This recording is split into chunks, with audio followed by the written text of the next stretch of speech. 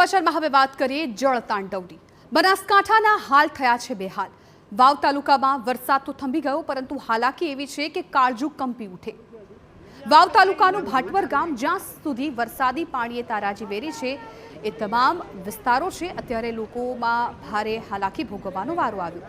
એસડીઆરએફની ટીમે 50થી વધુ લોકોનું રેસ્ક્યુ કર્યું। અહીં કોઈ પણ પ્રકારે સંપર્ક નથી થઈ રહ્યો।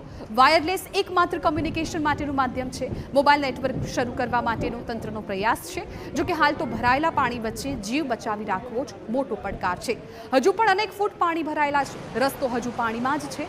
3 દિવસથી પાણી જેમની તેમ સ્થિતિમાં છે। હજુ ઘૂંટણથી વધુ પાણી ભરાયેલા છે અને કેટલાક લોકો ખેતરમાં ફસાયેલા હોવાનો પણ દાવો છે। વાવ તાલુકાના ભાટવર અને કાણોઠી ગામ સુધી અમે પહોંચ્યા છીએ। આજે અહીંયા વાહન વ્યવહાર શરૂ થયો છે। તમે જોશો પણ તો તંત્ર જે છે તે પણ અહીંયા હવે પહોંચી રહ્યું છે અને સાથે જે ધારાસભ્ય છે સ્થાનિક તેઓ પણ અહીંયા પહોંચ્યા છે। અહીંયા જે પરિસ્થિતિ ગામની છે એ પરિસ્થિતિ ખૂબ વિકટ હતી।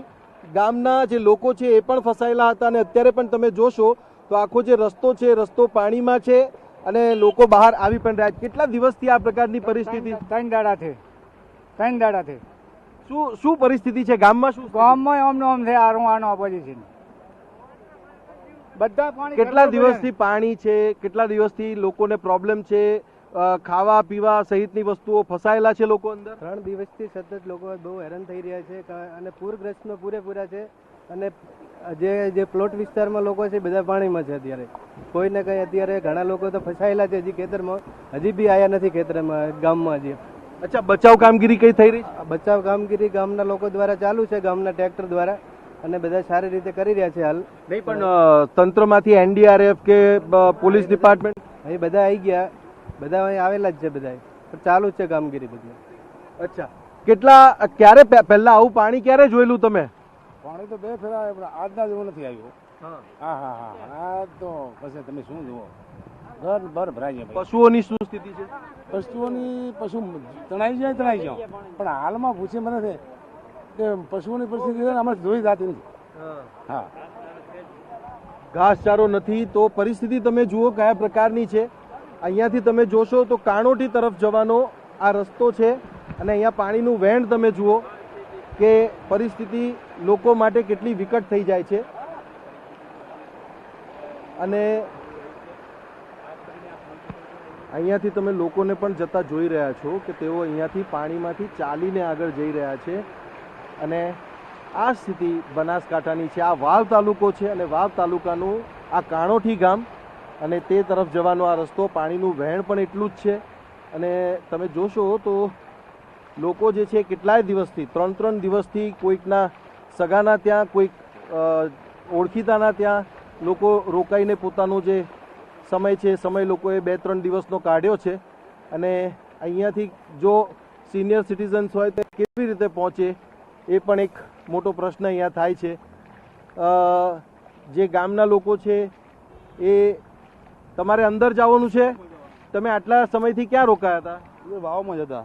અચ્છા, હવે ઘેરે જવાનું છે। અહીંયા પાણી કેટલું હતું? આ પાણી બરોબર, પેલા ચકલા બરોબર હતું, પેલા ટાંકાના ચકલા છે ને એટલા બરોબર હતું, હવે ઓછું થયું છે થોડું ઘણું।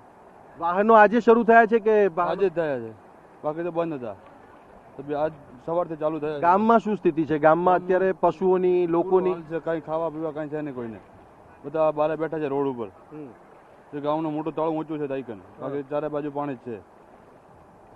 અહીંયા બાને પણ પૂછવાનો પ્રયાસ કરીશું। બા, કેવી પરિસ્થિતિ છે ગામમાં? કેટલા સમયથી પાણીમાં? મારી માં અને મારો ભાઈ છે અહીંયા, તેમને નાસ્તો પતાડા દાવ છે, હવે બેઠી છું આવી।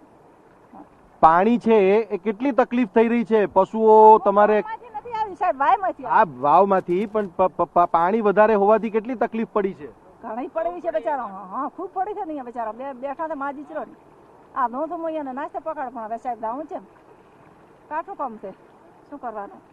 તો આ પરિસ્થિતિ તમે જોઈ રહ્યા છો કે ગામમાં જવું છે, ખાવાનો સામાન પહોંચાડવો છે, કારણ કે અંદર ના પાણી છે, ના ખાવા પીવાની ચીજ વસ્તુઓ છે, પશુઓની પરિસ્થિતિ પણ છે એ ખૂબ ખરાબ છે। અને આ સ્થિતિ, આ હાલ બનાસકાંઠાના વાવ, સુઈ અને થરાદ, ભાભર સહિતના જે ગામો છે, તાલુકાઓ છે એના ગામોની આ પ્રકારની પરિસ્થિતિ સામે આવી રહી છે. કેમેરામેન અરવિંદ સોલંકી સાથે સચિન પાટીલ, TV9 વાવ, બનાસકાંઠા.